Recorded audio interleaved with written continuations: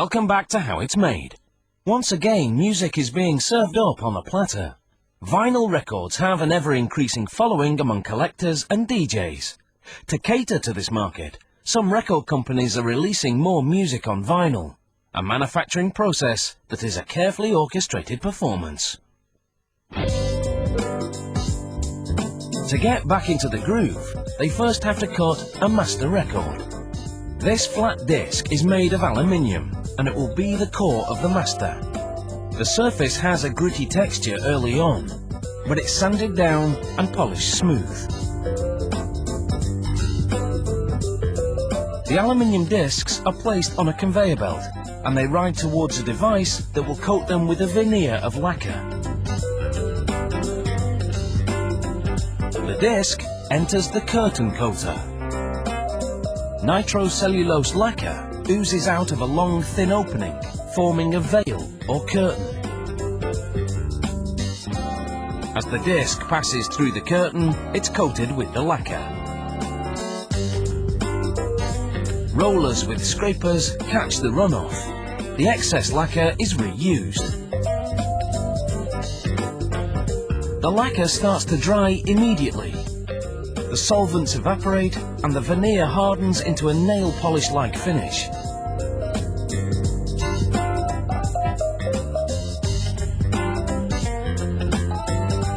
At this inspection station, workers scrutinize each lacquered disc for pits, bumps or dirt. Even a minor imperfection won't be tolerated, so the rejection rate is high, about 50%. The rejects are recycled. The good masters are rimmed with plastic edging. This will stop the discs from rubbing together during stacking and damaging the finish. Next, the discs are held under a hydraulic puncher that cuts a hole in the center. Then it's placed on a spindle. A robotic arm slides a plastic ring down the spindle, depositing it around the center hole of the disc. Like the plastic edging, the ring will also space the discs apart. Now, the master discs are ready to take a trip to the studio.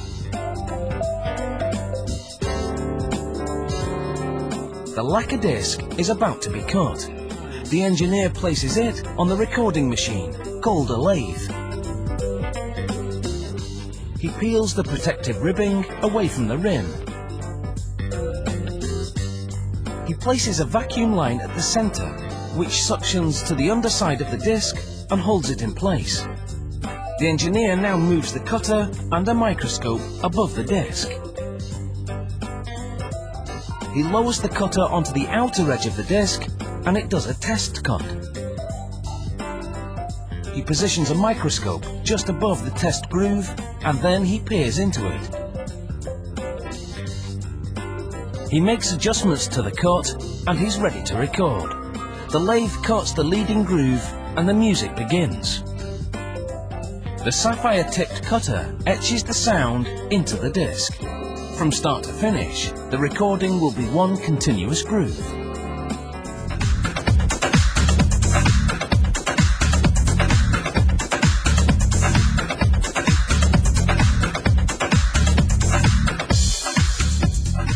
A computer monitors the cutting and adjusts the spacing between the grooves where needed. A small vacuum draws up scrap as the cutter carves out the groove. Some believe vinyl produces a warmer sound and has more depth than digital recordings. Creating an analog disc can be challenging. To produce bass, the cutter has to make big, wide grooves that take up a lot of space. And although the grooves can touch, they can't cross one another. At the end of the recording, the cutter lifts and the master disc is ready for inspection. If it's acceptable, the engineer places a stabilizing platform on it and scribes a unique serial number into the lacquer. Soon, this master disc will be making a big impression.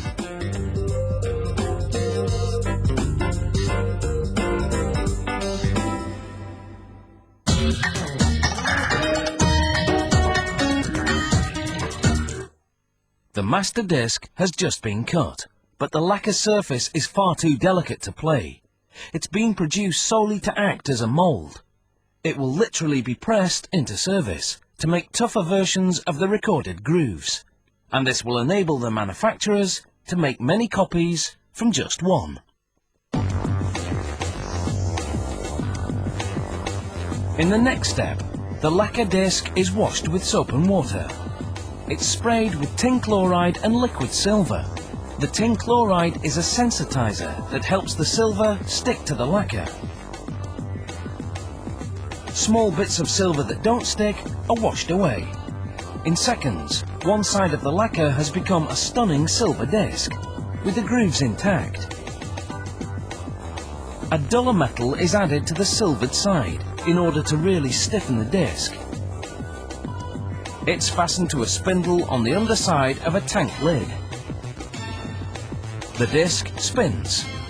It's rinsed one more time. The water in the tank below is green because these nickel nuggets are dissolving into it. The lid is lowered and the spinning disc is immersed in the solution. An electric charge fuses the nickel to the silver, and the nickel settles neatly into the grooves.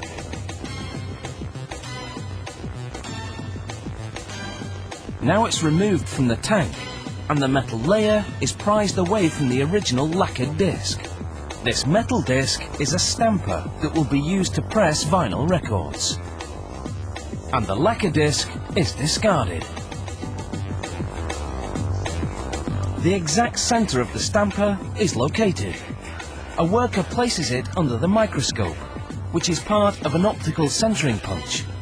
As the stamper disc spins, he aligns the grooves with a guide in the viewfinder.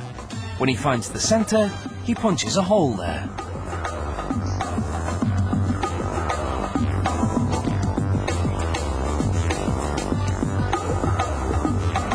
The stamper disc is clamped into a trimming machine.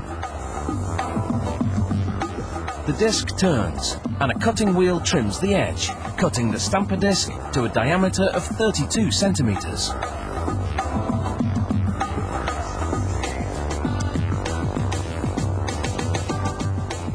Next, the labels are prepared.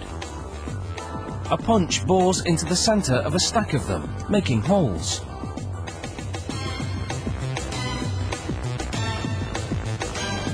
Then, the labels are placed on a mini press. It rises to another cutter, which rounds them out.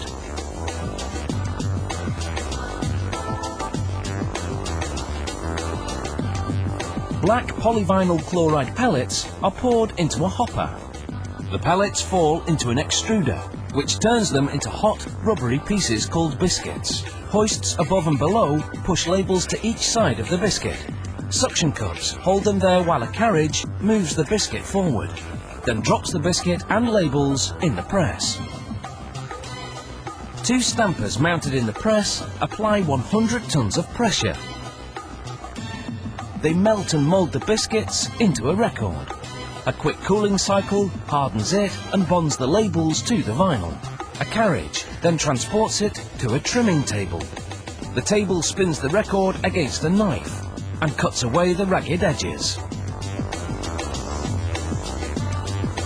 Then the table takes the trimmed record to the finish stack, and the process begins again.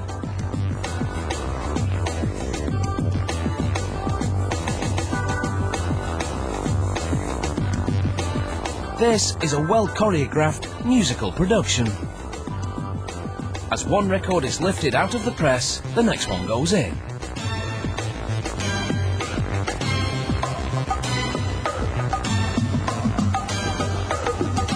The pressing and trimming of a vinyl record takes just 28 seconds.